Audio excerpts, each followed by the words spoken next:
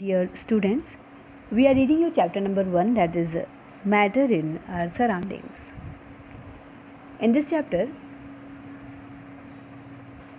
I taught you yesterday the effect of change of temperature. Okay?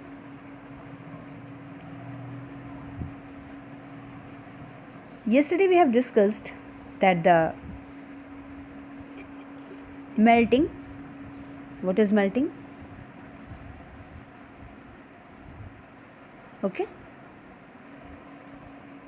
I have told you that the process in which a solid substance changes into a liquid on heating is called melting. And मैंने आपको ये भी बताया कि जब ये solid ice को temperature दिया जाता है बर्नर के ज़रिए, तो कंटिन्यूसली इसका जो टेम्परेचर वो स्टेबल होता है, वो that is 0 degree Celsius. Then a question arises that when a solid melts, its temperature remains the same. So, where does the heat energy go? यानी जो एनर्जी बर्नर के हेल्प से दी जा रही है बीकर तक, वो एनर्जी कहाँ जा रही है अगर वहाँ पे टेम्परेचर सेम रह रहा है, यानी 0 डिग्री सेल्सियस ही रह रहा है. What is the reason behind this and what is going on? क्या हो रहा है जो टेम्परेचर ऑलवेज सेम है?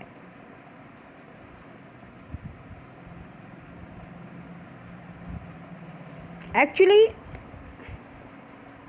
you must have observed during the experiment of melting that the temperature of the system does not change after the melting point is reached. यानी ice melt होना शुरू हो जाती है but temperature remain same. Temperature same रहता है till all the ice melts, जब तक कि पूरी आइस मेल्ट नहीं हो जाती. This happens even though we continue to heat the beaker. ये उस कंडीशन में हो रहा है जब हम लगातार बीकर को हीट अप कर रहे हैं, गर्म कर रहे हैं. That is we continue to supply heat. This heat gets used up in changing the state of overcoming the forces of attraction between the particles. यानी सॉलिड स्टेट में जो फोर्स ऑफ अट्रैक्शन पार्टिकल्स के बीच में है, उसको तोड़ने का काम कर रही है ये हमारी heat. As this heat energy is absorbed by ice without showing any rise in temperature. ये जो हीट है इसको आइस कंटिन्यूसली एब्जॉर्ब कर रही है. It is considered that it gets hidden into the contents of the beaker and is known as the latent heat. और इस heat को क्या बोलते हैं? Latent heat. और you can say the heat energy which has to be supplied to change the state of substance is called its latent energy. Latent heat does not raise the temperature, but latent heat has always to be supplied to change the states of substance. Actually, the word latent means hidden. Latent means hidden. Hidden means छिपा हुआ. It is called latent. क्यों इसको latent बोलते हैं? Because it becomes hidden in the substance undergoing the change of state and does not show its presence by raising the temperature. So, the latent heat which is given to change the state of substance cannot be detected by a thermometer.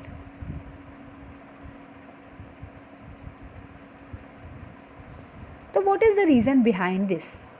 Why latent heat does not cause a rise in temperature of the substance? यानी जो ये latent heat है, जो कि force of attraction जो molecules के बीच में है, इसको तोड़ने का काम कर रही है, ये आखिरकार टेम्परेचर को अप क्यों नहीं होने देती, टेम्परेचर को क्यों नहीं बढ़ने देती किसी सब्सटेंस के? You know very well that every substance has some forces of attraction between its particle which hold them together. ये अब तक हमने जान लिया है. कि जितने भी सब्सटेंस हैं उनमें जो पार्टिकल्स हैं उनमें एक तरह का फोर्स ऑफ अट्रैक्शन है, जो कि सॉलिड में फोर्स ऑफ अट्रैक्शन मैक्सिमम है, लिक्विड में थोड़ा कम, और ये force of attraction gaseous state में निग्लिजिबल है, मतलब बिल्कुल नहीं है। Now, if a substance has to change its state, then it is necessary to overcome means break. तो it is necessary to overcome these forces of attraction between its particles.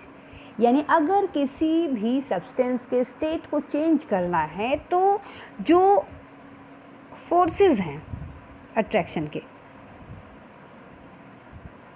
इनको तोड़ना है। ये अट्रैक्शन, फोर्स ऑफ अट्रैक्शन जब break होगा, overcome होगा, break होगा, तभी स्टेट चेंज होगा। Is it clear? The latent heat which we supply is used up in overcoming the forces of attraction between the particles of a substance during the change of state.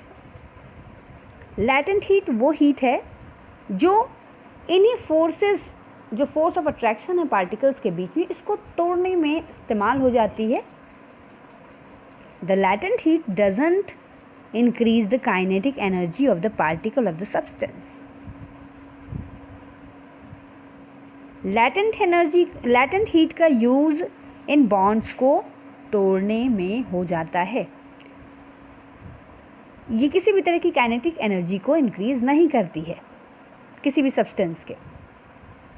And since there is no increase in the kinetic energy of the particles, the temperature of substance does not increase during the change of state. Okay,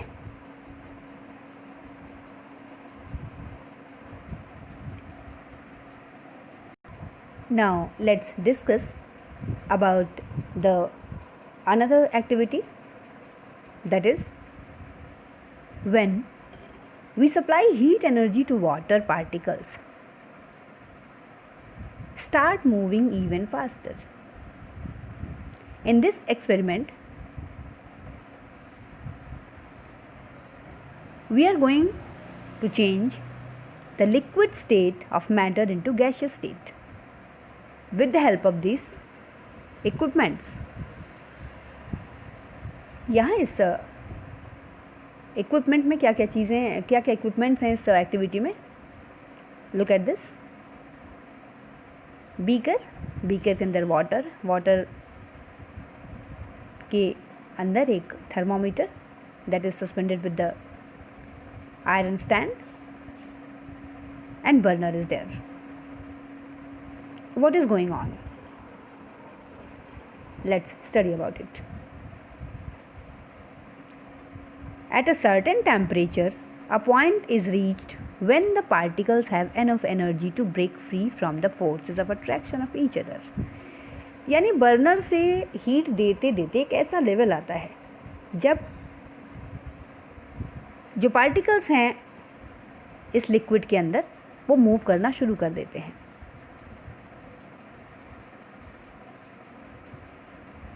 and एक ऐसा level आता है जब इनके बीच के bond जो है, force of attraction जो इस लिक्विड के पार्टिकल्स का है, इसको ये ओवरकम कर देता है, यानी ब्रेक कर देता है।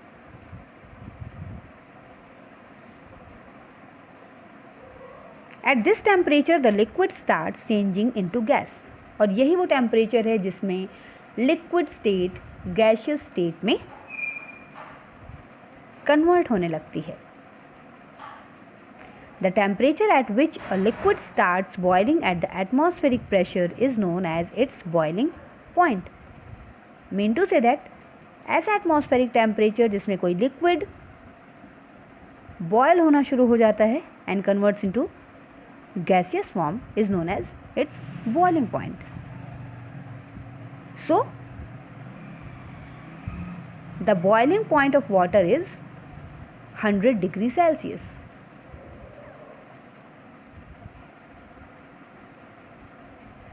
For water, This temperature is 373 Kelvin.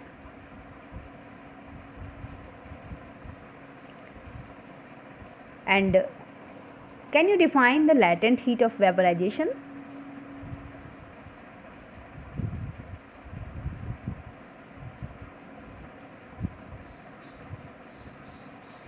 Do it in the same way as we have defined the latent heat of fusion. आपने अभी पढ़ा latent heat of fusion, mean to say that the conversion of solid state into liquid state. The energy that is used is known as the latent heat of fusion. उसी तरह से हम latent heat of vaporization भी define कर सकते हैं. कैसे? Let's see. What is going on? Students, once the water has begun to boil, the temperature remains constant at 100 degrees Celsius until all the water has changed into steam. यानी जब तक पूरा water steam में convert नहीं हो जाता है, इस वाटर का टेम्परेचर कांस्टेंट रहता है, that is 100 degree Celsius. The heat which is going into boiling water but not increasing its temperature is the energy required to change the state of water from liquid to gas. Mean to say that ये heat जो burner के through provide हो रही है, ये water को boil करने में सपोर्ट कर रही है, बट वाटर के टेम्परेचर को इंक्रीज नहीं कर रही है. This heat is known as the latent heat of vaporisation of water.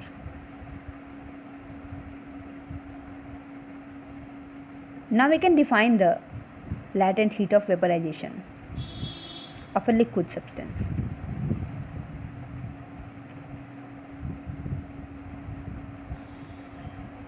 The heat energy supplied to a boiling liquid is used up in changing the state of the liquid substance by overcoming the force of attraction between its particles.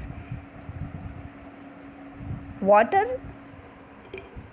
का temperature continuously क्यों नहीं बढ़ रहा है? A question arises again that